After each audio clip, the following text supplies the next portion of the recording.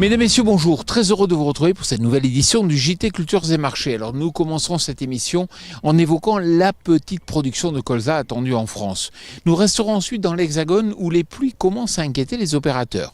Nous tenterons de comprendre pourquoi aucun incident climatique n'est permis sur le canola canadien.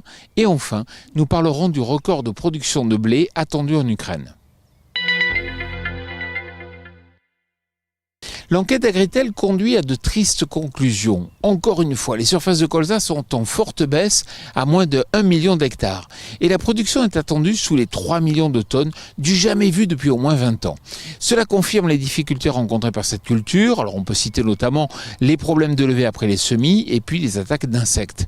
La zone la plus touchée cette année par la baisse des surfaces est la région Grand Est, qui perdrait à elle seule plus de 132 000 hectares. Les pluies et le manque de luminosité en France pourraient entraver le bon potentiel de production attendu en céréales, que ce soit sur les poids spécifiques des orges fourragères ou la qualité générale des orges brassicoles, les inquiétudes montent. Sur le blé meunier, les critères qualitatifs de poids spécifiques, de taux de protéines et d'indice de chute d'Ackberg pourraient aussi ne pas être respectés si le mauvais temps se poursuit. Les prochaines semaines seront donc décisives. Aucun incident climatique n'est permis sur le canola canadien. Avec la production de colza en France qui s'annonce une nouvelle fois dégradée, idem à l'échelle européenne, le recours à l'importation de canola canadien en Europe est donc inévitable. Et les besoins sont attendus comme records. Or, le Canada va finir la campagne 2020-2021 avec très peu de disponibilité de canola.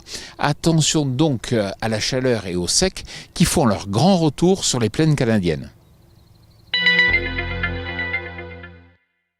30,5 millions de tonnes, c'est le record de production de blé attendu en Ukraine, selon l'équipe d'Agritel qui vient de réaliser son crop tour au sein de ce pays. Les cultures montrent un retard végétatif de 2 à 3 semaines à cause des faibles températures enregistrées cette année, mais le potentiel de production est bien là. La météo, bien moins sèche que l'année dernière, avec une alternance de pluie, a permis le bon développement des cultures sans, pour l'instant, entraver la qualité. La pression récolte mer noire semble donc inévitable cette année, prudence donc. Voilà, le JT Culture Marché, c'est terminé. Je vous souhaite bien sûr une excellente semaine et d'excellentes moissons pour ceux qui ont débuté.